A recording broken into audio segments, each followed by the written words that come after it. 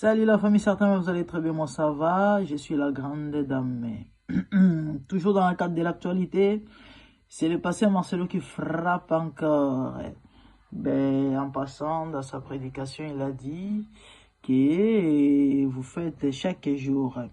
Et dans la chambre, ça fatigue, n'est-ce pas? Il faut parfois aller louer un hôtel. Essayez plusieurs choses dans plusieurs endroits, tout dépend de vos capacités physiques. La monotonie dans les couples est-il le couplet? Il y a des couples qui font toujours la même chose pendant 20 ans. C'est comme l'Osona Pondu. L'Osona Pondu, pour ceux qui ne savent pas Pondu, c'est quoi? C'est le fait de manioc. Au bout d'un moment, même si c'est bon, ça lasse. Voilà. Et les Congolais ont dit un expert en matière. Et bon, pas seulement les Congolais, mais pas seulement celui suivi partout. Alors, ça a provoqué... Et comment on dit, une polémique ou encore ça suscitait des débats. Il y a ceux qui sont pour, il y a ceux qui sont contre. Il y a des chrétiens qui disent qu'il a raison. Et voilà, la sexualité est biblique, il n'y a pas de péché. Il y a ceux qui disent que c'est charnel et plein de trucs. Je ne sais pas qu'est-ce que vous en pensez. J'essaie de donner mon point de vue. Par rapport aux différents endroits et dans le cadre des divertissements, je crois que ça ne dérange pas, ça ne pose pas un problème. Mais en parlant des capacités physiques, et on voit les positions, plein de choses, plein de trucs. Personnellement, je n'ai jamais été pour les sexes au salon, par exemple, dans la cuisine. Il y a ceux qui disent que c'est normal. Pour moi, l'actualité sexuelle ou encore l'acte sexuel a des implications spirituelles. Donc, même l'endroit compte. Dans la chambre, oui. Quand il parle de l'hôtel ou un hôtel, je trouve que c'est normal. L'hôtel, c'est un lieu de repos. Mais ceux qui sont pour ou encore qui disent que dans le balcon, dans la cuisine, au salon, et je n'ai jamais été d'accord. Et je ne serai jamais d'accord. Je ne suis pas partante. Bon.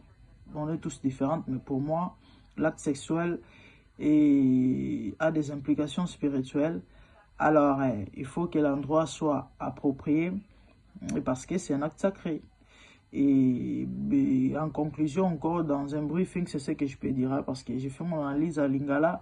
Désolé, j'avais oublié le francophone, raison pour laquelle j'ai fait cette petite introduction juste pour vous poser cette question. Qu'en pensez-vous? Ou encore, c'est quoi votre point de vue par rapport à ce qu'il est passé à Marcelo? Venez de dire, là c'est Marcelo Antounassi, et dans l'ambiance avec sa dulcinée ici, je sais pas où, Bako Beta Snooka, en anglais on appelle ça Snooka, les Quinois appellent ça billard, voilà, en français, voilà, pas les Quinois en français. Et c'est divertissant, c'est pas un péché. Il y a ceux qui l'ont traité de païens. Et depuis que Blanche est morte, Marcelo est devenu païen. Il est partout. Un ambianceur. Il y a ceux qui l'ont traité d'impudique par rapport à ses publications ou encore ses prédications. Je ne sais pas qu'est-ce que vous en pensez. Et c'était ça, juste dans le cadre de l'actualité. Il faut en parler, voilà. Et alors... j'attends vos réactions aux commentaires, sinon je vous revois prochainement et les francophones. Merci à vous, abonnez-vous massivement et partagez. Et au revoir.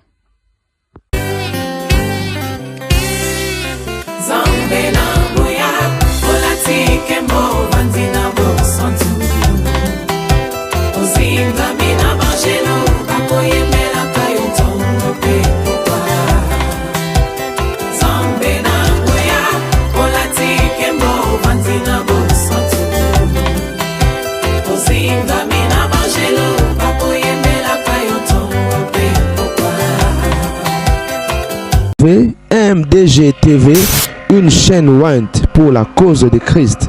Mafuta Yasika, Mafuta Yasika, Mafuta Yasika.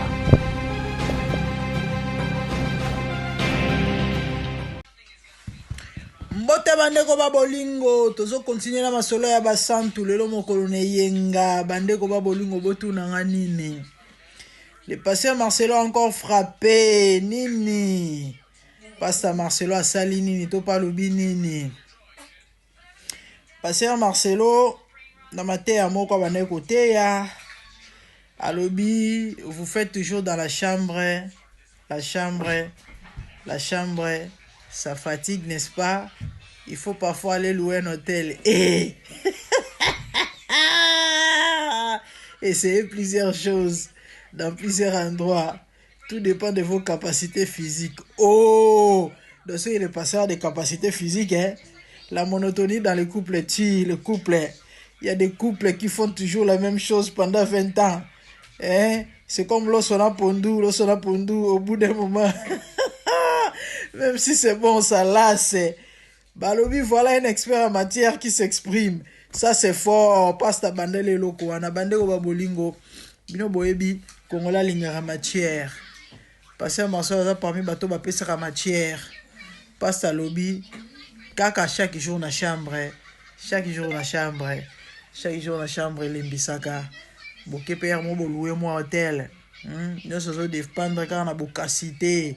Na bocacité na bino. Allez-y. Changer différents endroits. Bande ko babolingo. Ba Congolais ba s'exprimer. Les ana ba ba sepeli. Les appels no ba mona pe mabe na nyonso ezaleza malamu ezape kaka mabe.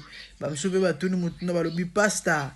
Awa tant ozo ko changer ko louer hôtel, ou changer ba endroit na ba position. O ça nous perd ta mémoire te hein. Ça va, trouble la mémoire ezate. Trou de mémoire ezate. Ozo ba place nini, li dusu ezali. Ozo ba place nini, o calculer munduki. Mais pour répondre à la question juge, kunande waneza mutuna batuni ngana zako koko transmettre kaka. Et c'est important. C'est important. Comme ça sur ma bezali, pas ça oyeba robongisa. So epesa encourageant, pas ça va okoba na mateya wa so pesa. Donc faut pas sepela na ngai. Faut pas sepela na nga, bo sepela na ngai. Bo sepela na ngai. Eza mutuna batu batuni. Yana batu musu balobi que le pasteur a raison. Effectivement monotonie bomaka. Alobi mambo malamu fwe ezala bongo. Ba musu balobi que est-ce que ça édifie? Bino nyonso kaka édifie. Nyonso édifie. Et la Bible dit il y a un temps pour tout. Il y a un temps pour manger. Manger édifie. Ce qui mutazola faire caca édifie. Kosumba édifiaka. Tant qu'on est dans la toilette, on a kosumba édifiaka. Bani obolimisa. Parce qu'il y a des gens qui exagèrent. Ah wawa. Nazo soutenir magnon sauté. Nazo lo bapete que passe à na raison topé à na faute. Mais même la Bible dit qu'il y a un temps pour tout. Ba chrétien ba komagaka.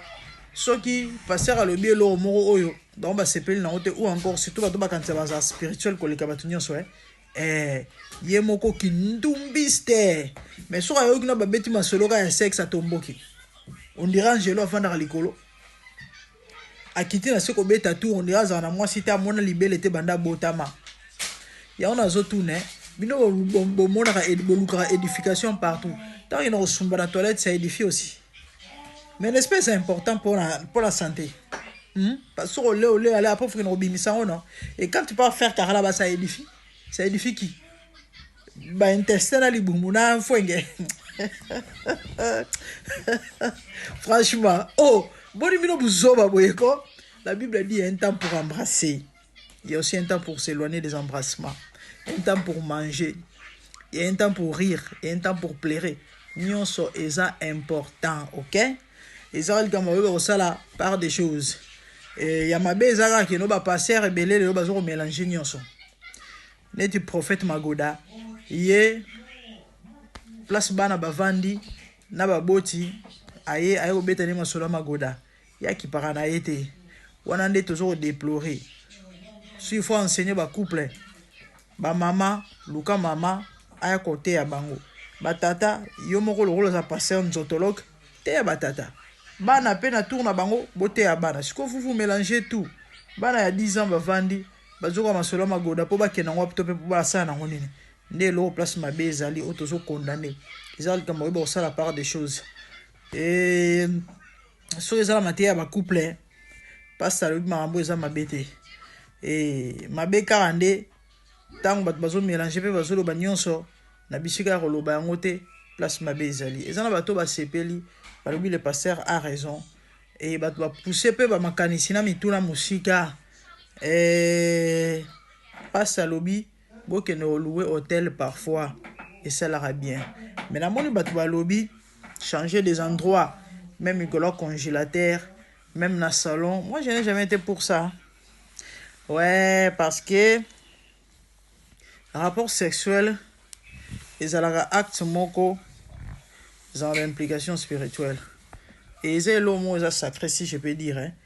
On ne le fait pas n'importe où ça là on n'importe où t'es en tout cas on a zala pour t'es na bato ba obeta magoda na salon na likolo ba congélateur na zala pour t'es bando bomona vidéo ya Manuela kitoko itambola ka sala tour du monde bazo beta magoda na salon na mbal na ye place où ba yamba ba visiteur OK na lui bo spirituellement parlant atmosphère ni aux endroits na lobby yo ota master na yo koti au vandi na fauteuil bisika oyo 3 heures passées ou encore na babutu to pe na batongo babane onyeka nyeka wana na mbali na to pe na mwasi na yo OK yo vandi wana na habité en tout cas mon homme na façon na monnaie la magambo mais la Bible dit que l'homme spirituel juge de tout moi étant une personne spirituelle en tout cas na pour te bobeta ma goda na salon Nicolas ba congélateur na ba frigo en tout cas nga na za pour te ça na ba balobi que non bisumo ezate et ça les balango bongo et kende na onde ngana na salon ba sauce ezo sauter na kidiba o kata msupe bo mona yite bana pe ba ko yenga ka wana ba ko baluka ka wana o ka bitabene ko yaki musunene ko yaki ko la sauce blanche alors t'es pas bani golia bon so mona honte que ça qui troté que c'est pas propre vous ne trouvez pas en tout cas chacun est libre ngana ote ya kaka na profiter kana mampasta lobby na ba question o bato ba poser na ba proposition bato ba proposer bato na pe na ye na point de vue nga na pesi parce que bato bele ba réfléchir ça raté à mon vidéo na ngai ayoke loko moko to mi balé à comprendre te to pas sevel na ota bane comme n'importe quoi ba commentaire na linga bandiko balandanga avec attention bazora un plus c'est vrai nyon sauter na lobaka hein dans le but que tout ce que j'ai dit ou encore je raconte à 100% nyon se za bientôt pe nyon se za rozoa même la Bible dit ya malambo zoa ya mabe boboaka eza point de vue eza quelque part moi conseil moi matéya hein nazo meka ko expliquer ba fait en tout cas ngana zala pour te nazala nga pour te magoda na salon nicolas congélateur nicolas frigo bamsuku tout plus loin na balcon ah oui ebele basala rango boza banyama ça va être normal on a cadre feeling na cadre sentiment wow ah mais franchement to questionner na mokili de toute façon mon homme to samba na ndenge na ye mais ngana pesa conseil na ndenge na ngai voilà feeling baboyite awa na oloba te na solo ba mambo ya position missionnaire te bobi misanga kuna ana olobela mambo ya ba endroit je parle des endroits OK bo mélanger nyon sauté je parle des endroits bo mélanger nyon sauté quant aux positions malheureusement vidéo comme mokuse c'est aussi un sujet pourquoi parce qu'il y a des églises oyo ba kosaka batu bible bolongola te bo bakisa te mais ezana ba église ba pesa ba enseignement ba vandi se benza ba couple mais bazopte ya bango balobi ote position oyo nzamba recommander sa position missionnaire ezate na bible botika okosa batu et tout na ngo pasteur zung comment na zungrana pasteur zungrana comment les zungrana zungrata oyo ya ivoirien pesa en révélation nzamba pambola ye des fois batu msumo na lo ba mamone tu mutali bomba mais a poser question belle question ba pasteur oyo boté ya rabolo ba ke position bible recommandée sa position papa la maman ou encore position missionnaire soyez moi sinon en azemi à 7 mois par exemple sincèrement soyez sincère vous faites comment encore vous faites quoi pour le baté que no bo sala rangote au monde parce que vous m'abattez le kuta les menteurs n'hériteront pas le royaume des cieux parce que moi si nazemi à 7 mois to au moins au matela a été impossible ou bien au bomana yena mwana. Les amis, je continue, on continue l'analyse. Pasteur Marcelo Lobi me connaît dans la chambre de l'Imbisaka. Vous louez moi hôtel, changer des endroits, tout dépend de votre force physique. Mais lorsque les pasteurs parlent d'échanger des endroits, en même temps de la force physique, c'est pas ça le moment bon endroit caractère, c'est pas ça obéta ma seule opposition. Toi Mikolo, tosa Mikolo. Passer à son zungrana tuna. Bino boya roté à batuke. La position que la Bible a recommandée, c'est la position missionnaire. Lorsque vos femmes sont enceintes là, pas pasteur, yom toté à batuke no position et position selon les alisoumu, position par les alisoumu. Il faut qu'à position missionnaire. Tant moi, si nous en avons 7 mois, ça l'en donne. Attends 5 mois, attends 6 mois. Parce qu'il y en a maman a beauté, il y en a 4. Vous faites comment? Pourquoi ma télé, c'est impossible. Mon niveau, ma bateau le kuta. Bible, je vais mentir, je vais continuer à l'écoloter. Bible, le bico baxate ko long laté. C'est qu'on ajoute vient du malin. Et mouton long lato, mouton baxa même un iota, a osa pini, dit la Bible. A osa condamné, dit la Bible. Boti karolo bana batu côté abatu makambo Bible lobité. Boté abatu de lobanzambe simple point barre. C'est l'esprit qui convainc les cœurs. C'est Dieu qui convainc les cœurs. Nzamba jijaraba ma commune nzambe Bible zoloba et jijaraba pensée et sondara mitema na barin. OK? Voilà, c'est ça. Et batu batuni ba misuba lobi eza lisumu misuba tuni est-ce que eza penda lisumu. Quant aux positions, Bible mentionnate. Mais ce qui est vrai, il y a de ces positions là. Car comme on ango. Tope ko sarango. Nous bon na no bwana monde mususu. Hein? Bwana monde mususu. Parce que ngana mema moi connaissance ko apprendre dans ma BT musika na landa ba benga ngonini. Nalanda ba sexologue, pas mal ba sexologue sur obalobela sur la Kama Sutra. Mais je crois nalanda na benga oka mateya na mateya. Une affaire à une douzaine, il y en a pas que 12 hein. Il y a une position compliquante misusu. So ça la sport au kosangote. Par exemple, ba complication ba problème ya nini. Ya nino mususu. Oh, moi si suspendu on dirait ndeke na akangami na mutambo na nzete te wana mabe. Mais quant aux positions aux ali simple topé normal au mutoros à l'aise, la Bible est mentionnée topé et lobela te chacun à la libre pe à l'aise. OK? Ezara likambuya conscience na yo ezala pire na oyo zo sala.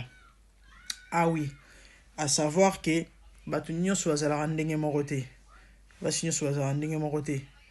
Et mibali nyonso bazala ndenge moko te. Parlons de la femme parce qu'elle dépendra plus na moi si.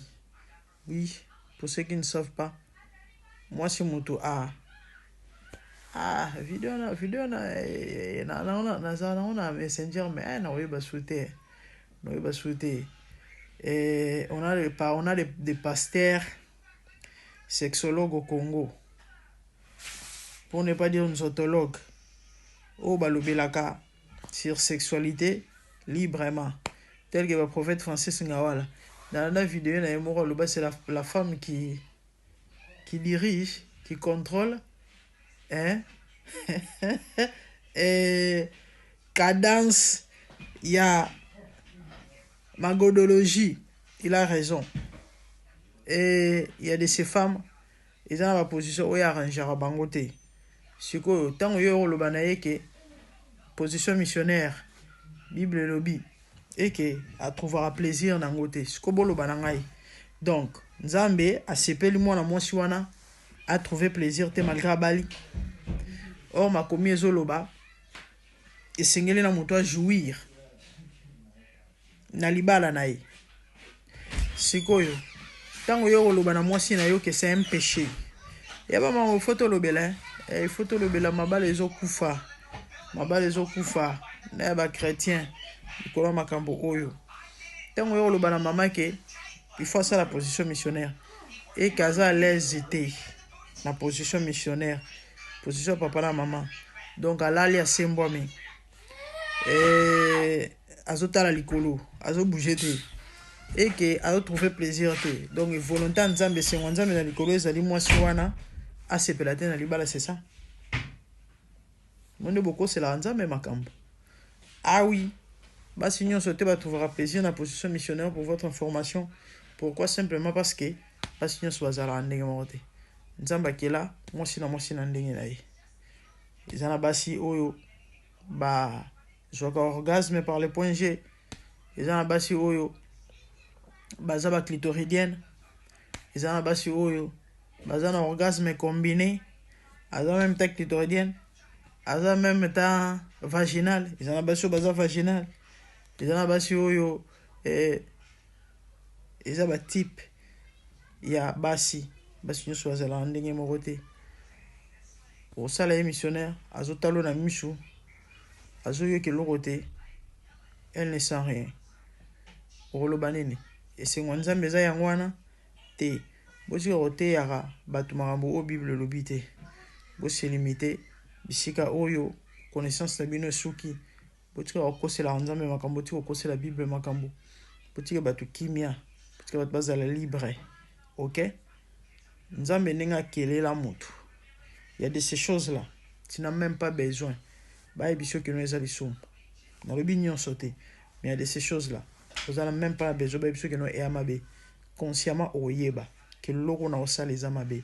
Pourquoi? Parce que nous avons conscience ya moto était ya moto. Ah oui, conscience ya moto était ya raï. Ils en a battu. Aïe bin zambete. Ma partir à conscience. Azoye ba keno eloko ezamabe. C'est ça.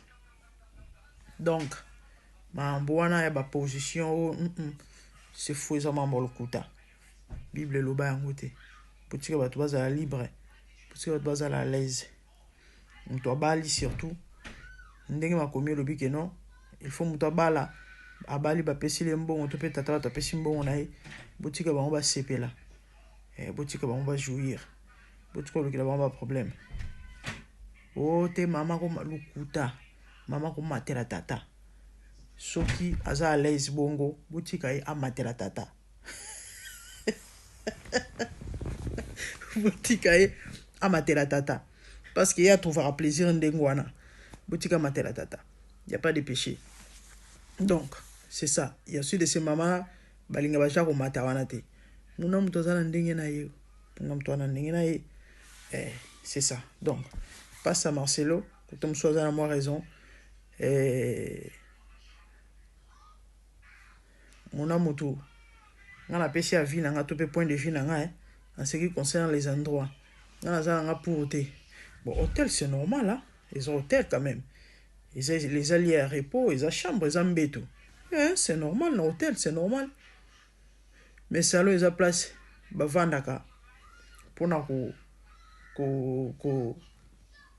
ko se divertir, to pe bavandaka en famille, to vanda na ba paya, to vanda en tout cas ngana za na rapporter. Cuisine même ils abisika bat balambaka. Et ils ont place à rolamba, ils ont place à kosala musala ya kolia na za porter. Et bon, salle de bain, moi, je vais conseiller. Si vous êtes en salle de bain, parce que dans la bande, dans la salle de bain, il y a mes parents. Topé, chambre, mes parents, dans la salle de bain. Ah, les salle de bain, mes parents, ils sont libres. Mais ceux qui vous partagent, parce que je ne conseille pas. Et ça, point de vue, ok? Voilà. Sur mon que non, et ça, vous et tali karayo. Sur mon que ça conseille à malama rejoie, parce que, j'ai expliqué dans la vidéo à Liboso, que les rapports sexuels, les actes moins sacrés, ça, là, on n'importe où. Parce que ça a une implication spirituelle. Donc, c'est ça. Je crois que tout le monde a développé la sexualité. Et dans le bilan, on a se penché dans le spirituel. On va comprendre pour l'année. Voilà. Partagez la vidéo. Partagez massivement. Massivement partagez. Partagez. Si vous avez des questions, posez des questions. Je vais répondre. Je suis là. La sexologue. Je vis le Seigneur assis sur un trône très élevé, et les pans de sa robe remplissent les temples. Des séraphins s'étaient au-dessus de lui et criaient l'un à l'autre, disaient Saint, Saint, Saint est l'Éternel des armées. Toute la terre est pleine de sa gloire. Dans les cieux des cieux, là où vivent les rois, il y a des créatures qui l'adorent et les louent. Dans les lieux célestes, là où règne mon roi, il y a des anges qui chantent jour et nuit en sa gloire. Les 24 vieillards et les 4 êtres vivants, ensemble avec les anges, chantant son nom en air. Ils ont réussi l'ordre d'adorer les rois, car il est l'unique, le seul vrai Dieu. Seigneur, reçois favorablement les paroles de ma bouche, car les portes furent ébranlées dans leurs fondements par la voix qui retentissait, et la maison s'était remplie de fumée. Glorifie-toi. Dans les cieux, sur la terre, même sous la terre, toute langue confesse que Jésus est Seigneur, car il est élevé au-dessus de toutes choses, et son nom est au-dessus de tout nom. Jésus, je m'avance devant toi, oh mon Dieu, mon roi, unissant ma voix avec ceux des anges, en jetant nos courants et des coups pleins de parfums odoriférants, nous rendons gloire.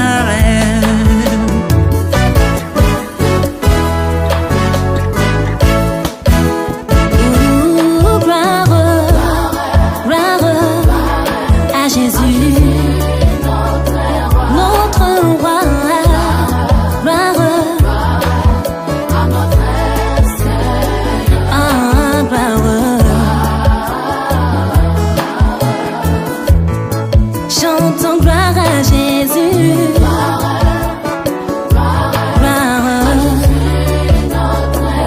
Notre Seigneur.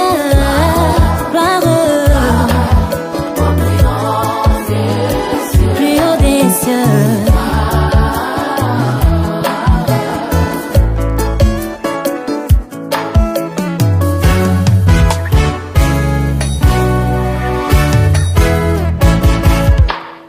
Il est beau d'annoncer les matins ta bonté. Voici mon sacrifice, la louange de ma bouche, les fruits de mes lèvres qui confessent ton nom en poussant des cris, car tes œuvres sont grandes. Bienvenue jour dans ta face, que 1000 ailleurs, car tu es mon soleil, mon bouclier, ma tour forte.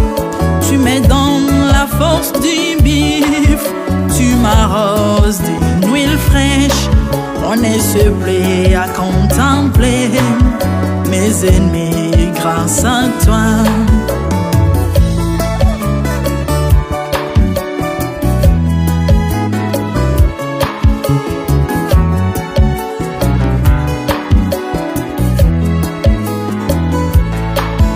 Je prospère dans tes parvis, je porte des fruits, même dans ma vieillesse, plein de sève verdoyant, comme le palmier, les justes croissent et s'élèvent comme les cèdres du Liban planté dans les jardins de Dieu.